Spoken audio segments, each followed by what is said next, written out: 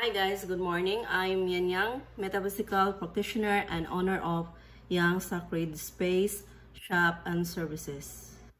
Ang gagawin po natin ngayon is mag-horseshoe tarot reading about President Bongbong Marcos.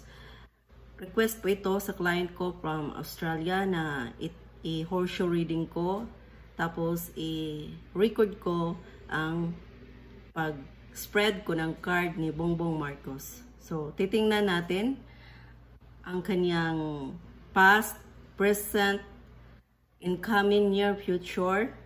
Titingnan natin kung paano niya dinadala yung sitwasyon. At titingnan natin ang environment, incoming circumstances. If favorable ba sa kanya or unfavorable sa kanya. Then, titingnan natin ang partial outcome and final outcome sa mga nangyayari po sa past and then sa present niya. Okay.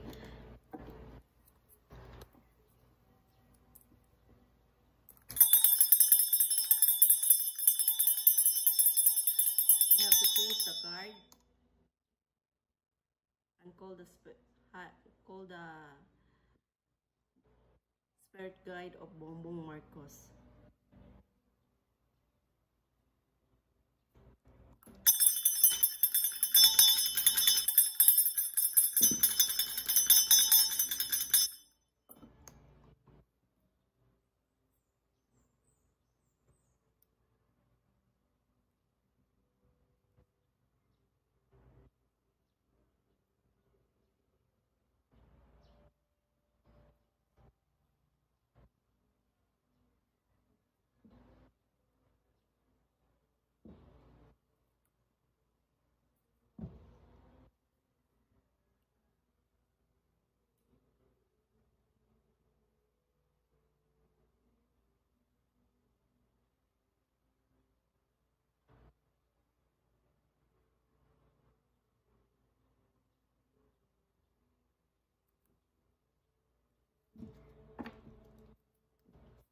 Okay, magsimula na po tayo.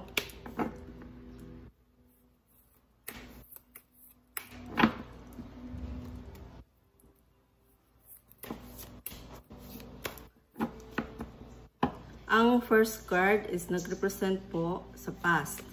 At ang second card is nagrepresent po sa present.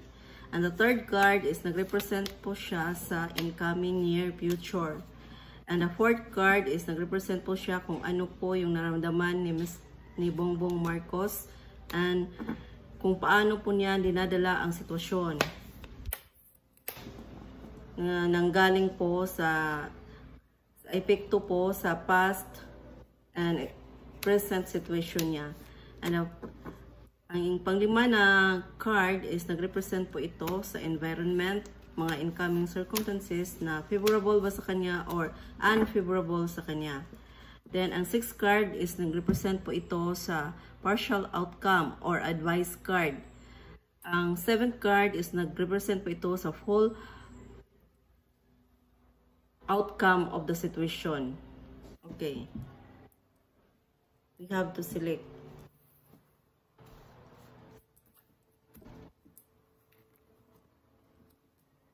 Past, present, near future, incoming near future, and self. Paano niya dinadala ang sitwasyon? Environment, partial outcome. Nakikita ba lahat? And the whole outcome of the situation.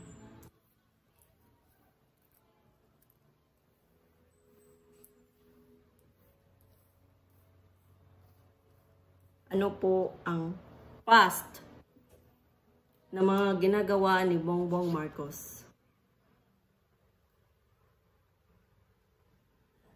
This card, the Empress card reverse. So, ano po ang ibig sabihin nito? Kung bakit po siya nag-reverse? So, It represents insecurity, infertility, lack of confidence, lack of growth, overbearing tendencies, disharmony, negligence. So, ibig sabihin, si Bongbong Marcos po ay nakaranas po ng... Hello ma'am. Excuse me. Ma'am, mutawag ra ko tataod kay nag-record pa ko. Okay. Excuse me, may tumatawag po sa akin na client. So, ibig po sabihin nito, nakaramdam po si Bongbong Marcos ng insecurity. So, pag may insecurity ang isang tao, so may inggit. So, may mga ginagawa siya sa past na hindi maganda or injustice po sa ibang tao. So, ito po ang past niya. Past na mga ginagawa niya at saka nararamdaman niya. So, this is the present situation. And the present situation is Queen of Pentacles. So, ano po ba ang ibig sabihin ng Queen of Pentacles? So, may isang babae po na sa paligid niya, na isang mature, grounded female. Then, ang Queen of Pentacles kasi, nag-represent po ito sa strong na babae na nakakaapekto sa pag-iisip ni Bongbong Marcos. Ito po yung dahilan kung bakit po niya nararamdaman yung insecurity. Ang mga kayang gawin nitong babae na to ay hindi niya kayang gawin. So, ang nakikita ko po dito ay because of insecurity, nanggaling sa past niya hanggang sa present niya, nararamdaman niya. So, imbis na higitan niya ang babaeng ito kung ano man ang ginagawa ng babaeng ito, kung bakit niya kinaiinggitan, ay nagawa siya ng mga unfair na mga desisyon na magkapagbigay sa babaeng ito na harm, injustice na mga gawain para sa babaeng ito. So, ito po ang present situation niya at ang insecurity ay yun pa rin ang nararamdaman niya. Yun ang nagdadrive sa pag-iisip niya, sa puso niya.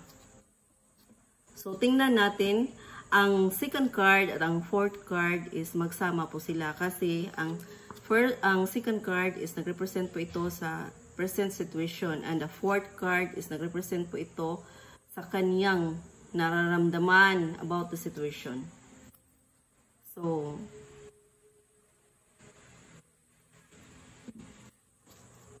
basahin po natin. 1, 2, 3, 4, 5, 6, 7, 8, 9. 9 of Wands reverse. So, ano po ang ibig sabihin? Ang Wands kasi is action. But, nagre-reverse po ito.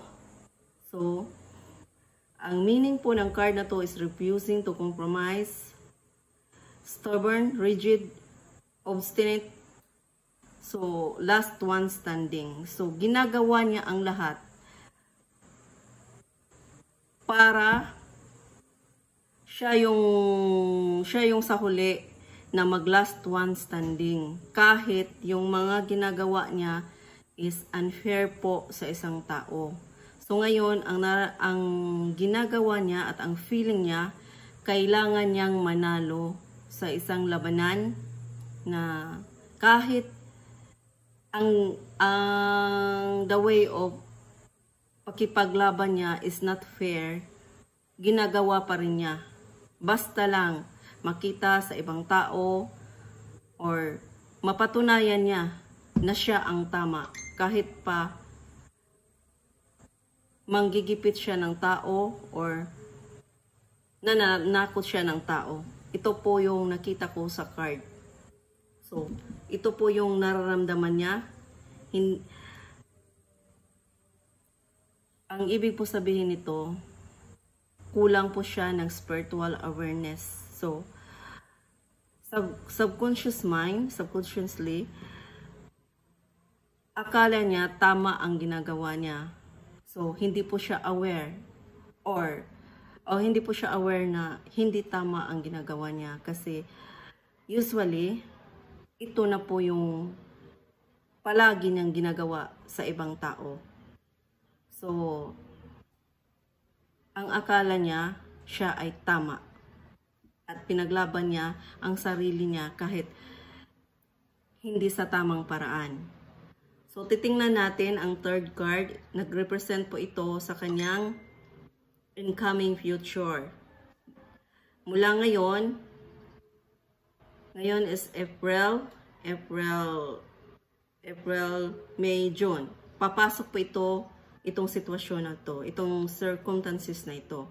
Or either, yung umaga siya darating na sitwasyon. Or after, or exact time talaga. Okay. 1, 2, 3, 4, 5, 6. 6 of Swords siya. Pasensya na po, Bisaya po ako. Nahihirapan po ako magtagalog. Nagtagalog lang po ako kasi marami po akong client na mga Tagalog rin. So, pasensyahan mo na ninyo yung pagsasalita ko ng Tagalog.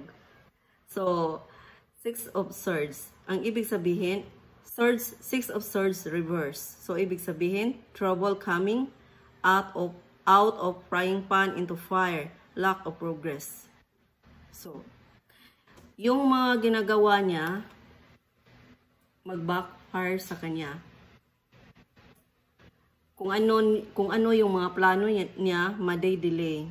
So, hindi po siya pagbigyan ng universe kung ano man yung mga plano niya. So, mas lalong gugulo ang sitwasyon niya na pinapasukan niya.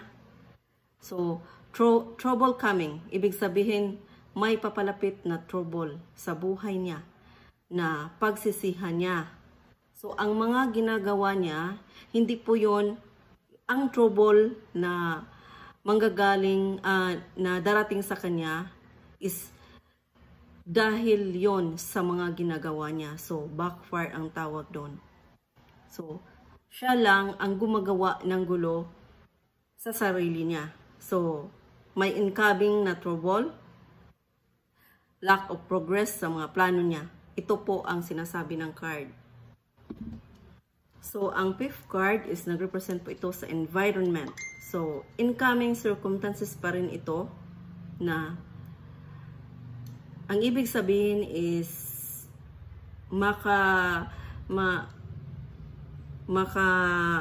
yung tutulong ba sa sitwasyon niya or mas lalong magpalala sa sitwasyon niya.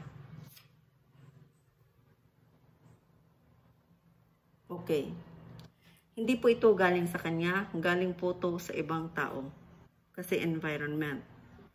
So, ang mga tao sa paligid gusto ng peaceful resolution, moving on, compromise, communication, ending conflict. So, ito po yung gusto ng mga tao sa Pilipinas. At yung mga tao na kinakalaban niya, ito po ang gusto ng mga taong yon. Kasama na ako doon kasi Pilipino rin ako. Peaceful resolution, moving on, compromise, communication, ending conflict. So, darating at darating talaga siya sa Pilipinas na may peaceful resolution. So, ang inaantay ni Bongbong Marcos is lalong magkagulo. Then, gusto niyang palabasin na ang mga taong kinakalaban niya ang may sala. Pero hindi po siya pagbibigyan ng universe. So, yan po. Ang 6th card is nag-represent po ito sa partial outcome galing sa action niya sa past and present. Okay. Ganun pa rin. Page of Swords. So, ano po ibig sabihin nito? Delayed news, patience needed, ideas, inspiration, planning, vigilance, protective, guarded, fairness. Think before you speak. Don't get drawn into arguments, mental agility. So, ibig sabihin, ang utak ni Bongbong Marcos ay masyadong magulo. Then, yung mga news na inaasahan niya na favorable sa kanya is delayed. Then, kailangan niya ng spiritual awareness, guidance from other people na may malasakit talaga sa kanya. Kasi nakikita ko sa card na to, may mga tao sa paligid niya na nagdidikta kung ano ang gagawin based doon sa mga taong yun na favorable sa kanila. So, hindi niya na naisip na ito ay makapagbigay sa kanya ng hindi magandang sitwasyon, bad image. So, nang dahil din sa insecurity niya, kahit wala siyang guts na gagawin yon, pero maraming tao sa paligid niya na nag-offer, nag-advise sa kanya, nagtutulungan sila. So, ginagawa po niya ang hindi tama. Pero ang nakikita ko sa card na to na hindi talaga pagbigyan ng universe kung ano man yung mga plano nila, darating at darating ang panahon na magkakaroon ng peace sa Pilipinas. And the 7th card is nag-represent po ito sa full outcome sa mga gawain niya sa past and present situation. King of Pentacles. So, may darating. So, mature, grounded male. Successful po siya na tao. So, ano po ang ibig sabihin nito? Yung kinatatakutan ni Bongbong Marcos, isang mature, grounded male. So, sino po ba siya? Siguro, ang nakikita ko dito, yung kinatatakutan niya na darating or lalabas, wala naman siyang ibang tao na kinatatakutan or kinaiinggitan. Nakikita ko po na ito po ay si dating former President Rodrigo Roa Duterte. So, nakikita ko na nag-appear siya sa buhay ni Bongbong Marcos. Ang outcome po sa lahat ng mga ginagawa niya ay maghahari pa rin ito. So, alam niya kung ano ang ibig kong sabihin. So, ako po ay isang tarot reader. Binabasa ko lang po kung ano ang nasa card. Ang ini-interpret ko base sa pinag-aralan ko kung ano po ang mga meaning nila. So, ito po ang Horseshoe Tarot reading ni Bongbong Marcos. So, ang client ko may tinatanong siya specific questions about ano po ang totoo po ba na na-hospital po si President Bongbong Marcos. So, yes or no divination. Titingnan po natin.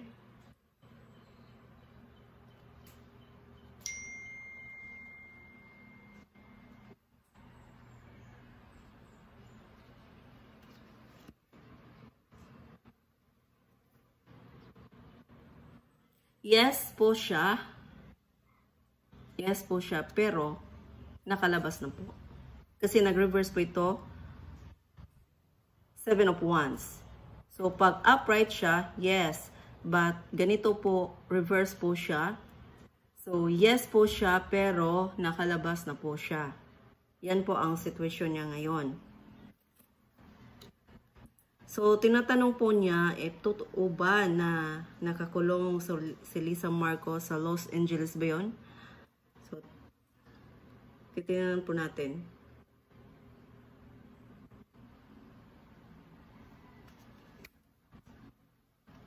Yes po. Yan po ang sagot. Yes. So, ito po ay insight kung ano po ang nangyayari sa isang tao. So, ang tarot po, based on my experience, is 90% po siya na totoo. So, this is past situation. So, kita ko dito na 100% na totoo. Kung future situation, titingnan natin sa card is mag 990 po siya percent kasi pwede pa pong baguhin ang future. But ito is past situation.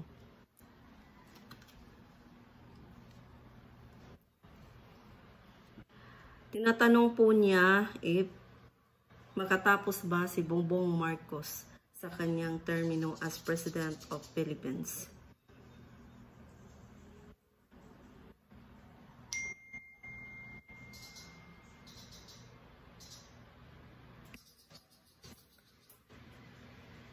No. No po siya. 1, 2, 3, 4, 5, 6, 7, 8, 9 of Pentacles. Pag ganito po siya, upright, yes, makatapos, but reverse po siya. That's why, no po ang sagot niya. Lack of independence, stability, security, reckless spending. So, ibig sabihin, the card saying that reckless spending. So, ibig sabihin tungkol po ito sa pera. Ang dahilan kung bakit po siya hindi makatapos ng termino. So, ito ay future event. Tinitingnan natin. So, 90% na pwedeng mangyari ito. And then 10%, depende na po yun.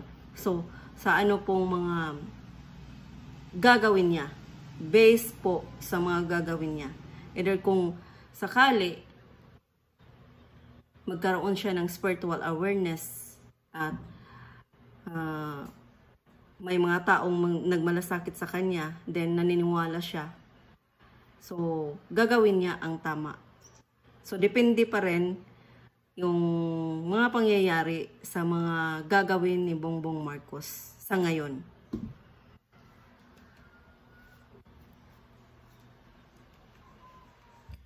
Tinatanong rin po niya if si former President Rodrigo Roa Duterte makalabas ngayong April 2025 sa detention center sa Hague.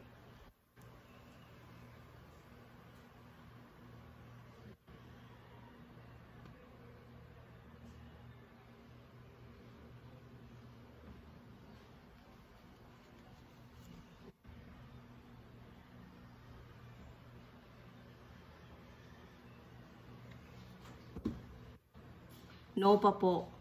So, ito ay incoming event. So, 90% na hindi pa po. So, andun po siya, nag-relax, nagmuni-muni, na iniisip niya. So, ganito, yung Four of Swords is nag-represent po ito sa spiritual awareness. Nire-relax po yung sarili niya, iniisip niya lahat kung ano ang gagawin, anong next step niya. So, nakikita ko rin na hindi na siya masyadong lungkot or natanggap na niya yung mga nangyayari sa kanya. Then, ang iniisip niya kung ano ang next step na gagawin niya. Hindi po nawala yung pagka-high spirit niya.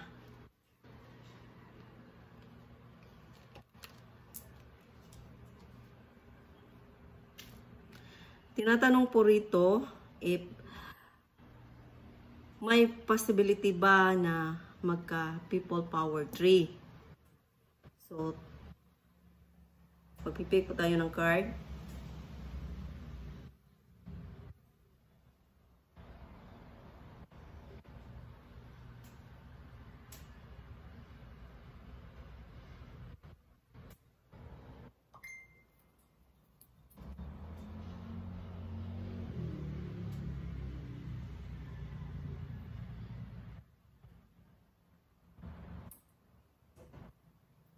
$50-50 po. Depende po Depende po sa sitwasyon. So, this card represent maybe ang card na to, Queen of Wands, reverse. So, magdasal lang po tayo na magiging okay po yung bansa natin. Kasi mahirap na po na magkagulo. Sana na po tayo pupunta. Lahat tayo mahihirap. Majority sa Pilipino mahihirap. So, ipagdasal na lang natin yung lalabas yung justice, yung tama, na magiging madali siya para magiging okay na po ang bansa natin. At saka, alam ko po na maraming hindi pa nakakatulog, laging iniisip kung ano ang nangyayari, kung anong mangyayari pa. So, imbis na tayo ay magiging malungkot, matakot, ipagdasal na lang po natin lahat kasi po ang pagdadasal ay gagawa po yan ng malaking milagro. Yan po ang panglaban natin more than money. So, yan lang po yung mga tanong niya, mga specific questions niya. So, yan po ang Horseshoe Tarot reading ni President Bongbong Marcos, kung ano po ang situation niya. So, thank you, and sa susunod po, itatarot po natin ipa-follow up na rin po natin yung kung ano po talaga ang sitwasyon ni Rodrigo Roa Duterte sa next natin na Horseshoe Tarot reading. Thank you. Thank you mga katarot. And good morning. Good afternoon na pala sa inyong lahat.